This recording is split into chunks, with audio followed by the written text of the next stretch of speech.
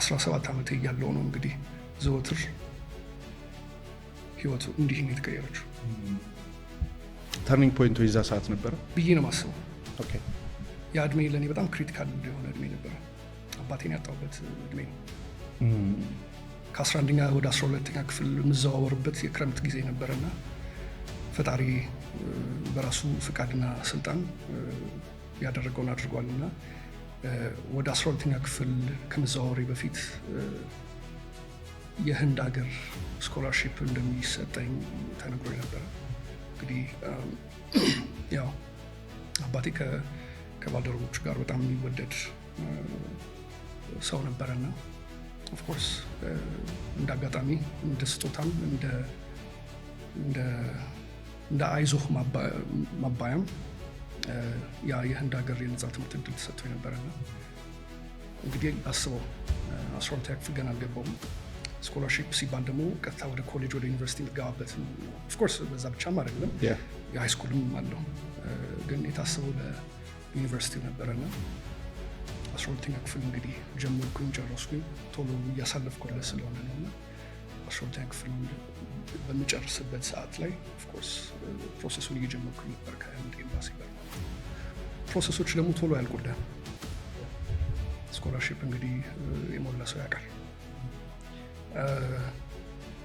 12ኛ ክፍል አለቀች። ማትሪክን መምጣት ነበረበት። ማትሪክን መጣ፣ ተፈተንን፣ አለቀ። መስከረም ይጠባ ነው። ስለዚህ የሞላውት ኢንፎርሜሽን እንደገና 1 ዓመት መውሰድ ነበረበት። እንግዲህ ይህን ማውራ 2003 ዓመተ ምህረት ምን እንዳትቆጥሩት። እንደ አጋጣሚ ኦፍኮርስ በ12ኛ ክፍል ማትሪክ ውጤቴ አዲስ አበባ ዩኒቨርሲቲ ደርሶኝ ማጥናትና መግባት የፈለኩበት ፊልድ this is going to be very surprising አርኪቴክቸር ነበር። ኦኬ ይሄኛው ዘወትር አርኪቴክት መሆን ነበረበት። አይም ቱ ዲስ ዴይ ማለት ነው። እንዲህ በጣም ስለምፈልገው ከምን አንጻር መሰለህ ይሄ በቃ አርኪቴክት ለመሆን ጥሩ ሰዓሊ መሆን ያስፈልጋል ሲባል በቃ ኦኬ ሰዓሊው ዘወትር ጋር ኮኔክት ማድረግ ነበረብኝ። ከልጅነቴም ጀምሮ ስዕል መሳል በጣም ወድ ነበር በጣም። ስለዚህ ከሱ ነው የአርኪቴክት የመሆን ፍላጎትህ የተነሳው? ኦኬ እንግዲህ ከእውቀት ማነስም ይሁን ከሞራልም ይሁን ብቻ ብገባበት ያኛውን ስኪሌን የበለጠ ማዳብርበት ነው ብዬ አስቤ ነበረ። ራይት አፍተር ዛት እንግዲህ ውጤቱ ከመጣ በኋላ በምትፈልገው ፊልድ ላትገባ ትችላለህ። ቱ ዮር ሰርፕራይዝ እንግዲህ ወደ የዛኔ AIT ነበር የሚባለው አዲስ አበባ ኢንስቲትዩት ኦፍ ቴክኖሎጂ 5 ኪሎ ኦፍኮርስ የዛኔ ስገባ ውጤቴ ለአርኪቴክቸር ብቁ አልነበረም። ስለዚህ ውጤቴ ደግሞ ለሌሎች ኢንጂነሪንግ ፊልድ መግባት ነበረበት። ለዛም ብቁ አልነበረም። ሎተሪ ሲስተም የሚባል ነገር ነበረ። በቃ ስምህ በሆነ ፊልድ ውስጥ ሊገባ ይችል ነበር እና የገጠመኝ ፊልድ ኬሚካል ኢንጂነሪንግ ነበረ። በጣም ከፍቶኝ ነበረ። በቃ ዋይ ምክንያቱም ይሄ የፈለኩት ፊልድ አይደለም። የፈለኩት አርኪቴክቸር ነበር፣ አልሆነልኝ። ሲቪል ኢንጂነሪንግ እንኳንም አልሆነልኝ። እንዴት በቃ ፈጣሪ ማማረር ነው ሆነልኝ። ስቲል አት ዘ ባክ ኦፍ ማይ ማይንድ ስኮላርሺፑ ስቲል ኢን ፕሮሰስ። እንግዲህ በሂደቴ ላይ ያለ ነገር ሊቀርም ሊሆንም ይችላል። ያሰቀቀንም አለ እኮ። ፋስት ፎርወርድ ልቀጥልልህ። ኬሚካል ኢንጂነሪንግ መመደቤ ላይ ቀር ፕሪ ኢንጂነሪንግ ኮርስ የሚባሉት አለ። እሱን ተምረህ 1 ዓመት ጨረስ። እንግዲህ ከመስከረም እስከ ሰኔ ድረስ ያለችው አፓርት ሐምሌ ላይ ከአንድ ኤምባሲ ተደውሎልኝ ተዘጋጅ በሳምንቱ መብረር አለብህ ሲሉ በቃ ደስ ጮቤ ረግጬ ነበር። በቃ ደስ ብሎኝ ነበረ። እዚህ ጋር ያልሰጠው ከአንድ ኢንፎርሜሽን ምንድነው ለስኮላርሺፑ ስሞላ በውጤቴ መሰረት 3 ፊልዶችን እንድመርጥ ተጠይቄ ነበር። ምን መረጥ? This is the real story you want to get. Number 1 architecture, Number 2 mechanical engineering. እንግዲህ እስቲ አንዱን ልሞክር ብዬ ነው። And 3 ምን ልምረጥ ብዬ እናቴን ስጠይቃት እንዳገራለ የምትሄደው ኮምፒውተር ሳይንስ በላለች። Imagine, it could have been anything. ኮምፒውተር ሳይንስ መረጥኩኝ፣ ተጻፈ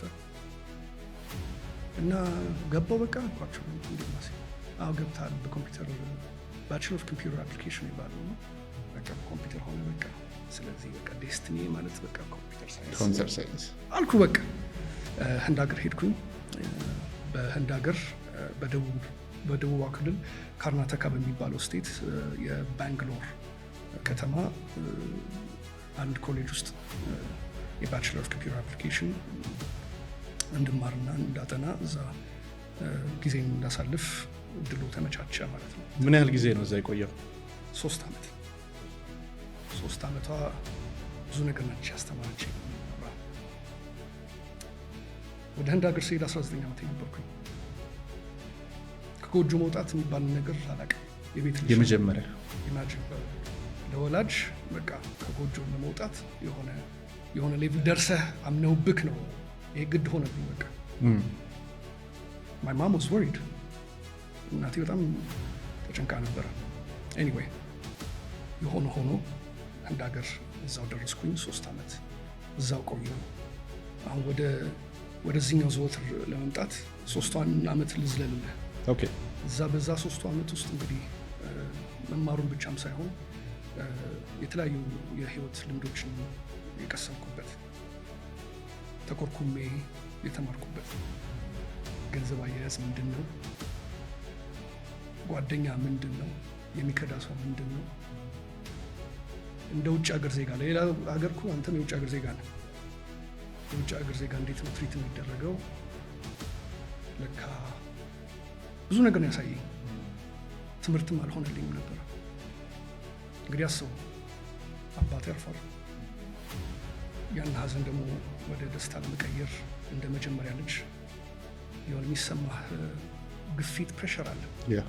ያ ጊዜ አለፈ። ውጤት ጥሩ አልመጣም። እንግዲህ እዛ የነበርኩበት ጊዜ መጀመሪያ በጋውን ተመርቀህ ነው ፈተናን የምትፈተነው። እዚህ ተፈተነ ነው ጨርሰ ነው የምትመረቀው እዛ ከፈተናው በፊት። ስለዚህ ለብዙዎቹ ኦልሬዲ መመረቄ ነው የሚያስቡት እንጂ ያን ሀስል አልፌ እንደነበረ ብዙዎቹ አያውቁም ነበረ። ቤተሰብ ጨምሮ ለቤተሰብ አሳውቂያለሁ፣ ግን በነገራቸው አይዞህ የሚል የሆነ አበረታች መንፈስ ነው የሚሰጡና እንግዲህ ሊሆንልኝ አልቻለም።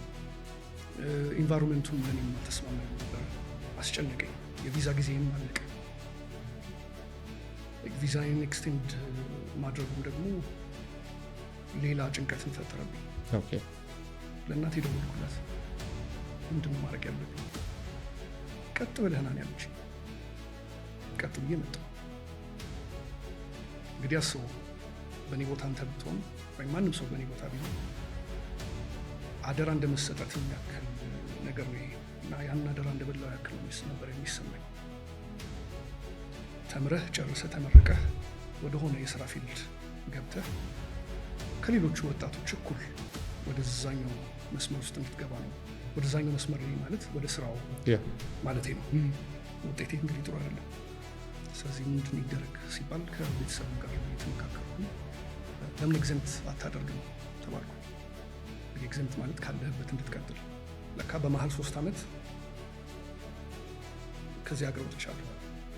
ከ3 ዓመት በፊት ኬሚካል ኢንጂነሪንግ ለአንድ ዓመት የተማረው ልጅ 3 ዓመት በኋላ ኤግዘምት አድርጎ ኮምፒውተር ሳይንስ ሊማር 3 years የከሪኩለም ቼንጅ አለ፣ ብዙ ቼንጅ አለ፣ ካልቸራል ቼንጅ አለ፣ ብዙ ነገር። 3 ዓመት ብዙ ነው። 3 ዓመት ደግሞ ምን ይደረግ?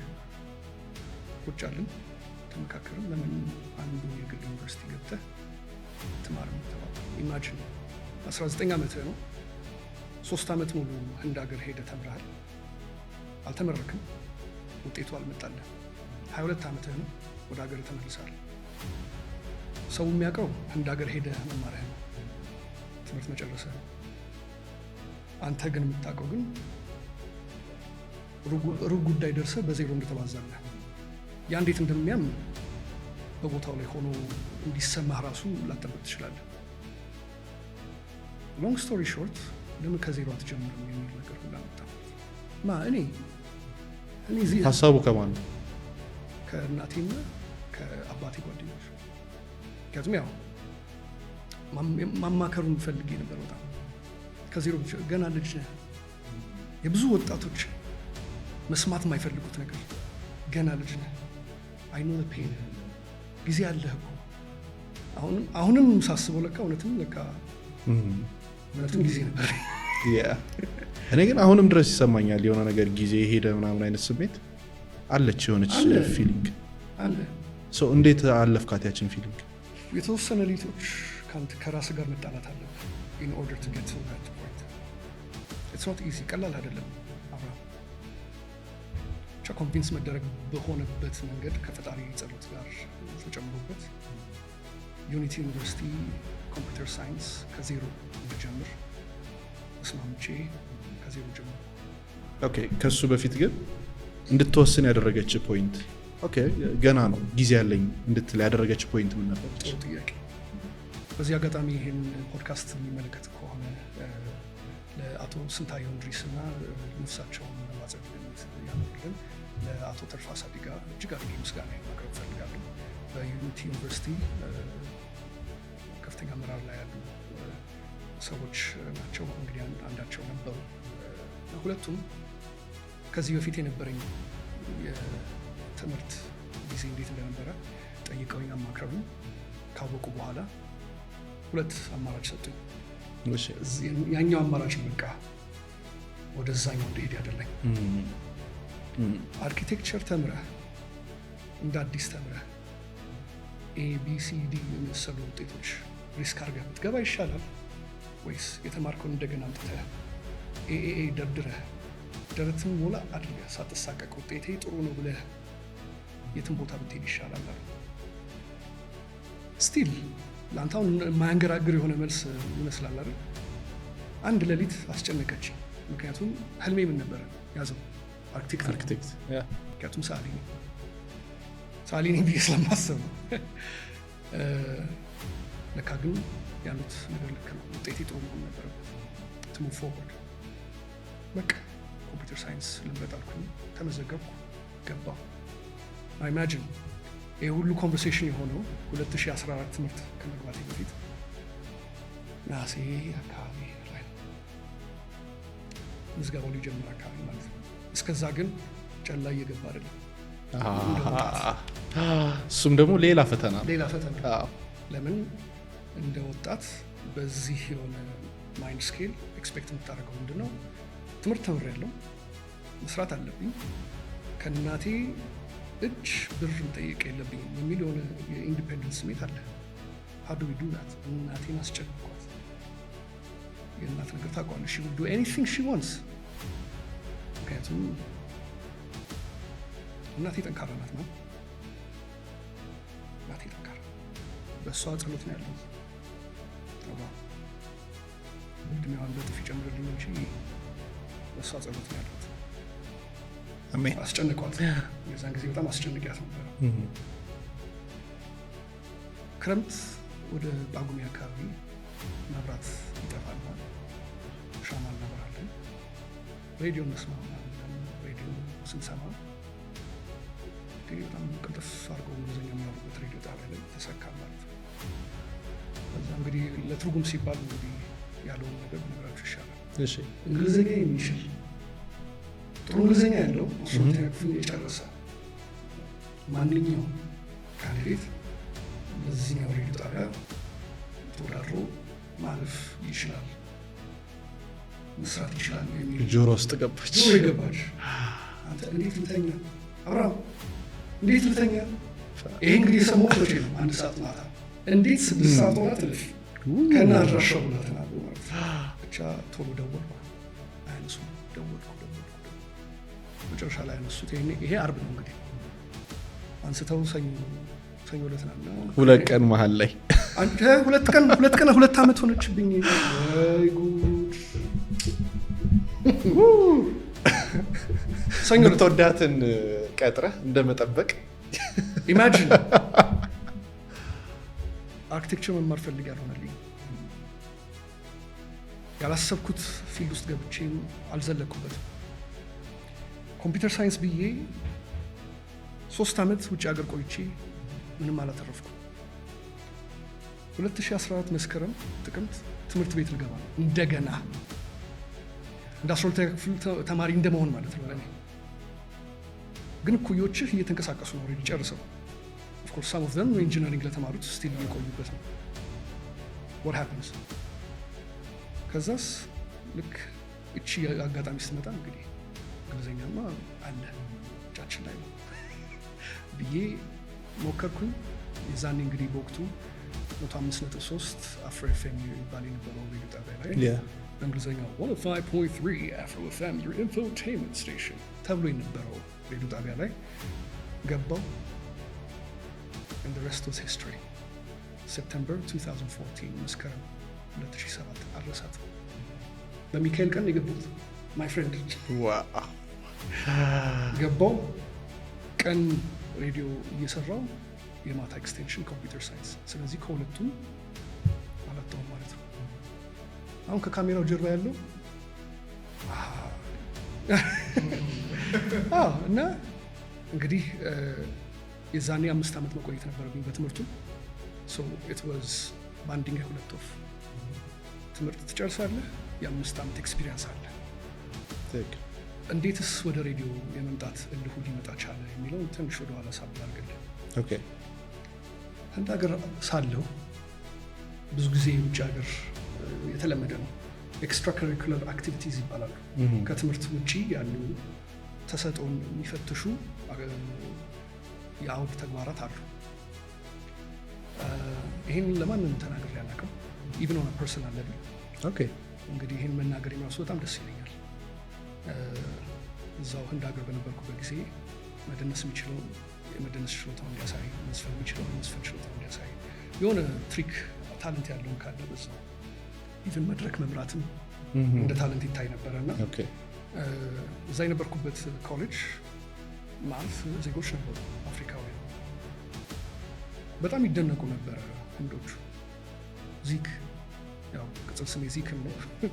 ዚክ ከሌሎቹ አፍሪካውያን አንጻር እንግሊዝኛ ትንሽ አክሰንቱ ይለያል።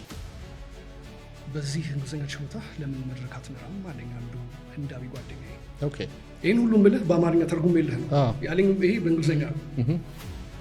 ኧረ ተው መድረክ መምራት እኮ ለእኔ አይሆንም። ምክንያቱም ስለ መድረክ መምራት ምንም የማረፈው ነገር የለም፣ ምንም የማውቀው ነገር ታሪክ የለም። ግድ የለህም ብሎ ጎተጎተኝ።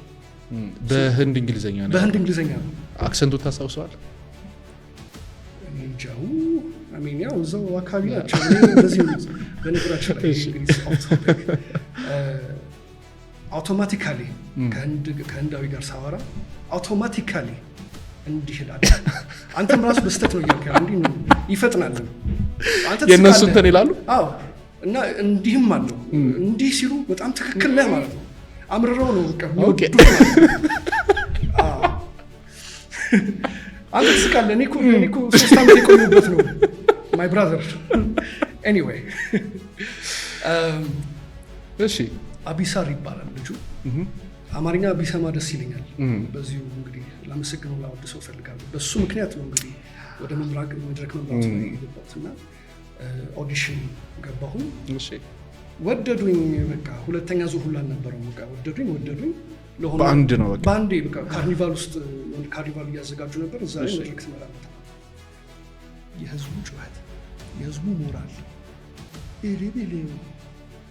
ደግሞ በዛ ላይ እግዚአብሔር ሲሰራኝ በጣም ኤነርጄቲክ ነኝ። ያ ሁሉ ሞራል ሲኖር ልቤ በሰከንድ 8 ጊዜ ነው የሚመጣው ደስ እያለኝ። ግን ኦፍኮርስ ኢት ዋዝ ማይ ፈርስት ኤክስፒሪየንስ እና የመጀመሪያ ታይም ደግሞ ያጋጥማል እና ጥሩ ነበረ እና ወደድኩት። ስለዚህ የመድረክ መምራቱ በእንግሊዝኛ መድረክ መምራቱ ምክንያቱም አማርኛ አይደለም ታዋቂ ያ ሞራል ያ ኤነርጂ ካለ ለፕሬዘንቴሽን ሬዲዮ ዘ ፕሬዘንቴሽን ቲቪም ጋር ስትመጣ ፕሬዘንቴሽን እና ለዛ ፕሬዘንቴሽን የሚያደላ የሆነ ስኪል እንዳለኝ ውስጥ ያውቀው ነው ወደዛ ያስገባኝ እና maybe I could do something ኮምፒውተሩ ካለ ይህን ስኪል ደግሞ እዚሁ ጋር ከተጠቀምኩኝ I could do something about that 5 years radio 5 years ትምህርቱ አለቀ። of course አንድ 6-7 ዓመት ቆይቼበታለሁ የመጀመሪያው ሬዲዮ ጣቢያ ላይ ማለት ነው። but this is the turning point, the other big turning point. Okay. አራተኛ ዓመት አካባቢ አምስተኛ ዓመት ልጨርስ አራተኛ ዓመት አካባቢ ኮምፒውተር ሳይንስ ለኔ እንደማይሆን ገባኝ።